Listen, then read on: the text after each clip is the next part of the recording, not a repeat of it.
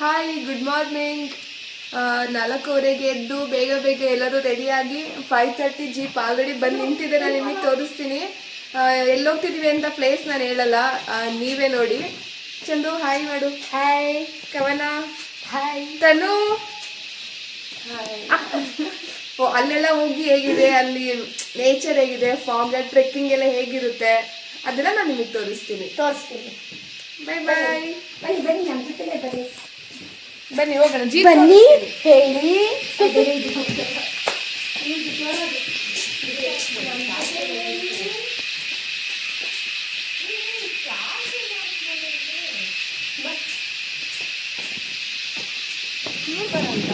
ಯಾರು ಪ್ರಣಮ್. ಹಂಗೆ first background music ಕೇಳಿಸ್ಕೊಳ್ಳಿ. ಅದು ಏನದು ಇನ್ಸೆಕ್ಟ್ಸ್ ಎಲ್ಲ ಸೌಂಡ್ ಮಾಡ್ತಿರೋದಂತೂ ಸಕ್ಕತ್ತಾಗಿದೆ ವೈಬು. ಇದೇ ಜೀಪು ನಾವು ಹೋಗ್ತಿರೋದು. ವೆಯ್ಟ್ ಮಾಡ್ತಿದೆ ನೋಡಿ ಬ್ಯಾಕ್ಗ್ರೌಂಡ್ ಮ್ಯೂಸಿಕ್.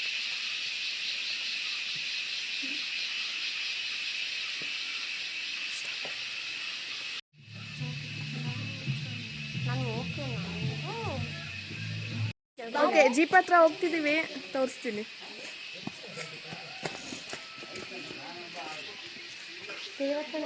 ಹುಷಾರು.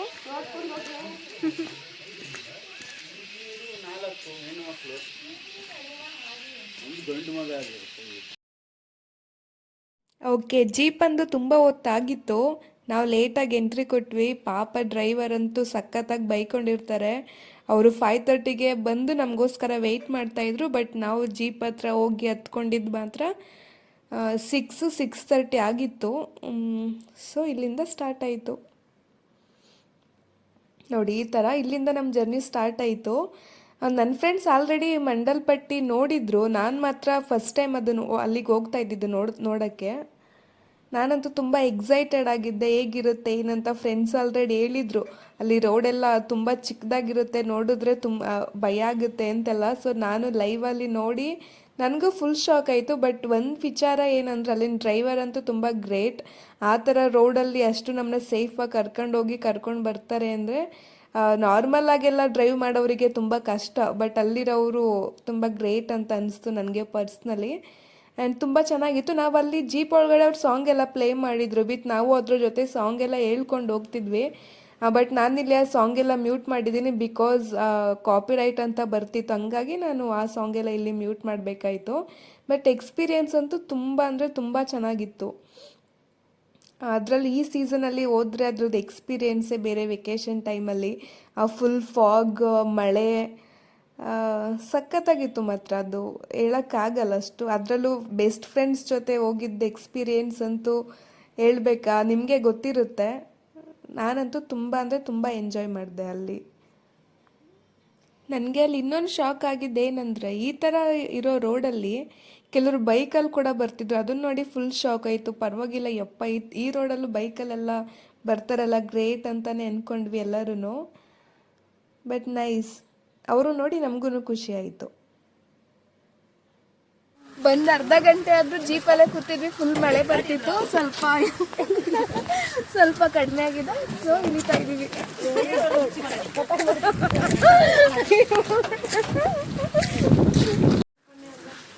ಆಕ್ಚುಲಿ ನಾವು ರೀಚ್ ಆಗಿದ್ದೀವಿ ಮಂಡಲ್ಪೇಟೆ. ಬಂದು ಅರ್ಧ ಗಂಟೆ ಆಯಿತು. ತುಂಬ ಮಳೆ ಇದ್ದಿದ್ದರಿಂದ ನಾವು ಜೀಪ್ ಒಳಗಡೆ ಕೂತಿದ್ವಿ.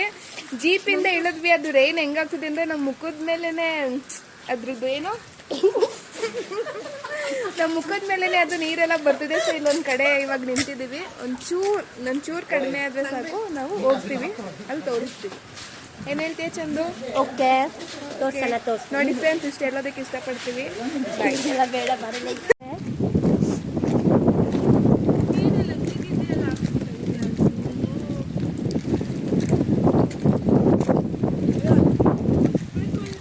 ಫುಲ್ ಹತ್ಬೇಕು, ಅದು ತುಂಬ ದೂರ ಇದೆಯಾ?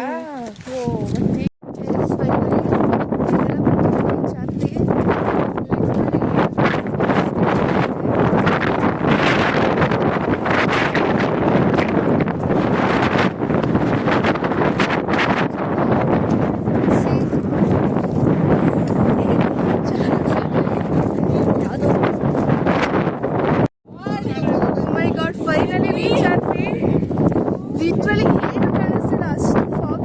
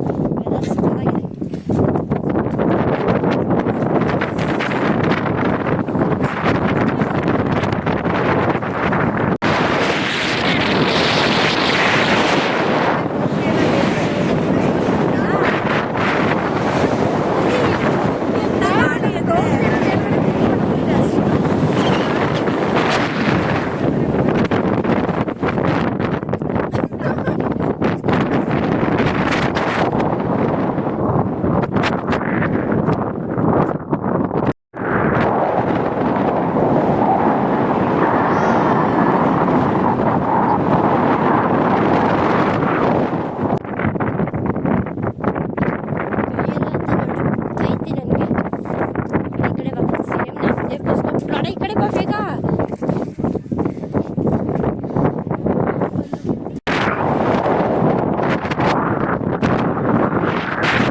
ಸಕ್ಕತ್ತಾಗಿದೆ ವೆದರ್ ನೋಡಿ. ಅವಾಗಲೇ ನಾವು ಬಂದ ತಕ್ಷಣ ಫುಲ್ಲು ಫಾಗ್ ಇತ್ತು, ಇವಾಗ ಸ್ವಲ್ಪ ಸ್ವಲ್ಪನೇ ಮಳೆ ಆಗ್ತಿದೆ. ಇವಾಗ ಎಷ್ಟು ಚೆನ್ನಾಗಿ ಕಾಣಿಸ್ತಿದೆ ಅಂತ ನೋಡಿ.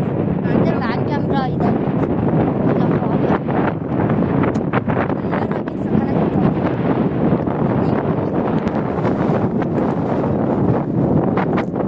ವಾವ್.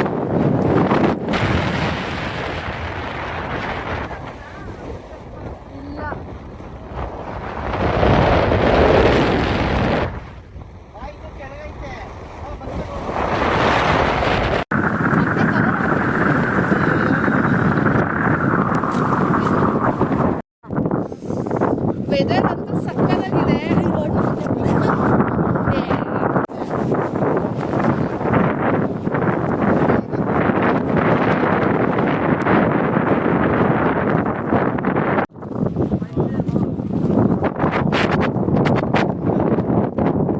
ಚಂದ ತಿರುಗು ಹಂಗೆ.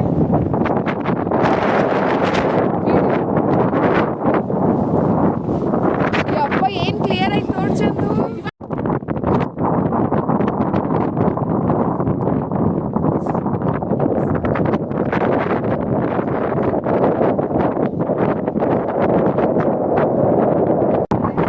ಸ್ಟಾರ್ಟಿಂಗ್ ಬಂದಾಗ ಫುಲ್ಲು ಫಾಗ್ ಅದೆಲ್ಲ ಕಾಣಿಸ್ತಾನೆ ಇರಲಿಲ್ಲ. ಸ್ವಲ್ಪ ಟೈಮ್ ತುಂಬ ಚೆನ್ನಾಗಿ